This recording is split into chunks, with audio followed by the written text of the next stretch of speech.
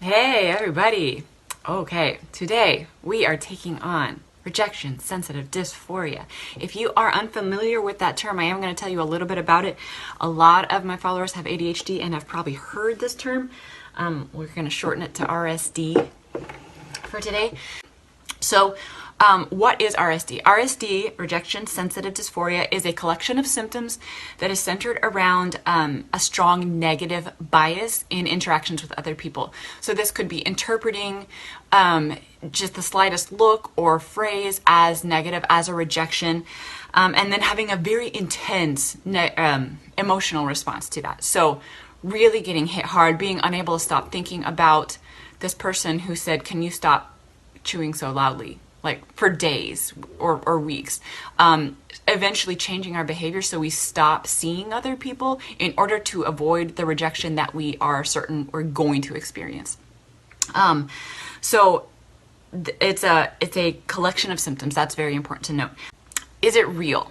This is such a funny question because literally anything that we experience is real and has physiological effects on our brain, on our body, and impacts the way that we live. So is it real? It's such a silly question that people ask.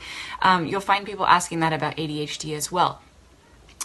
What I think that they are wanting to know is it diagnosable? Is there a difference in your brain? RSD is currently not diagnosable. It's not in the DSM-5.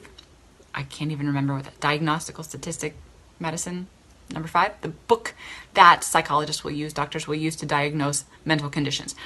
So it's not diagnosable technically, but that doesn't mean it's not real. It doesn't mean it's not something that you experience. It is also, as a collection of symptoms, it doesn't have, like we can't cut open a brain and say, oh, look, this person had RSD. But as in the case of ADHD, there are some pretty typical differences in brain chemistry that might be happening to make RSD more likely. Okay, so I'm going to talk a little bit about that. What causes RSD? As with ADHD, differences in the brain chemistry, such as a larger amygdala, a smaller prefrontal cortex, which is what tempers the amygdala. The amygdala is in charge of fear responses, bypassing your logical brain centers in order to get you to act really quickly.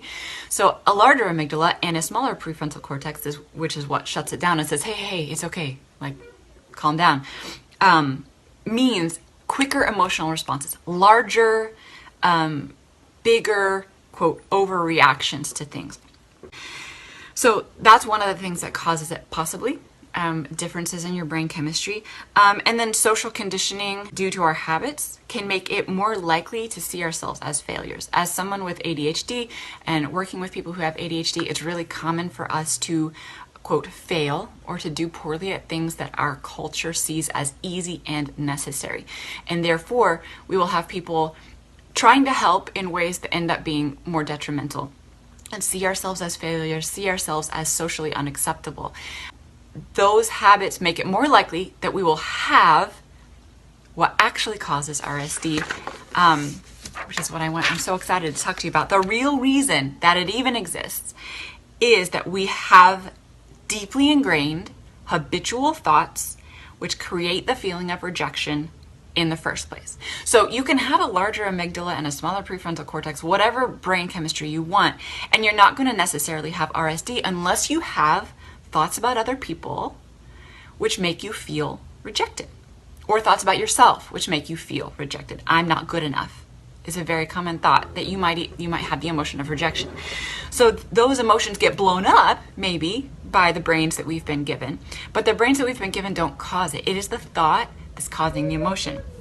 Emotions, every emotion you have comes from a thought, not from other people, not because you failed. It comes from a thought that you're having about that. If you suffer from RSD, then you've had a thought or multiple thoughts that made you feel rejected so many times that your brain decided this is something we do all the time. I'm going to make this automatic. I'm going to make this something that pops up so quickly you don't even see it happening. So you may enter a social situation and feel rejection so acutely and so fast that it doesn't even occur to you it's coming from a thought in your brain. That is because your brain has made it automatic. It's like, oh, this is something we need. I'm going to do it really fast. Okay?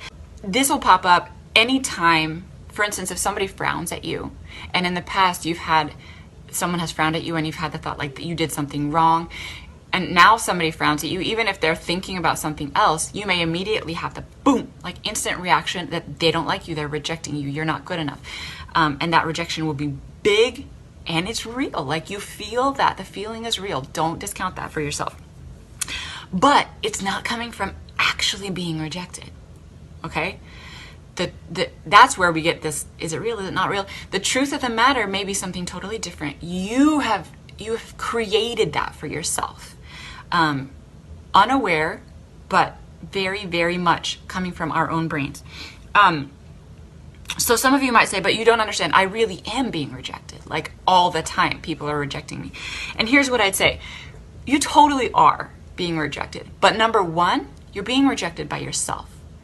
People don't get to reject you without your permission. Okay, they can reject you from their own set of beliefs about what is acceptable, but you're the one that gets to decide, I am actually rejected here, and I feel it. That feeling comes from you.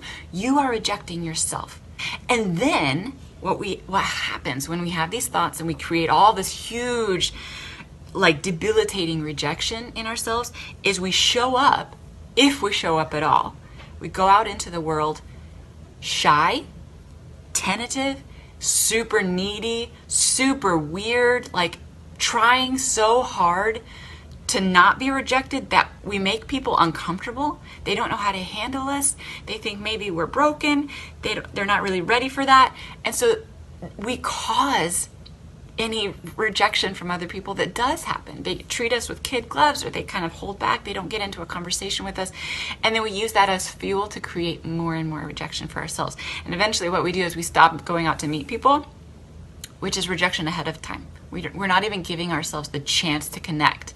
So again, we're doing it to us.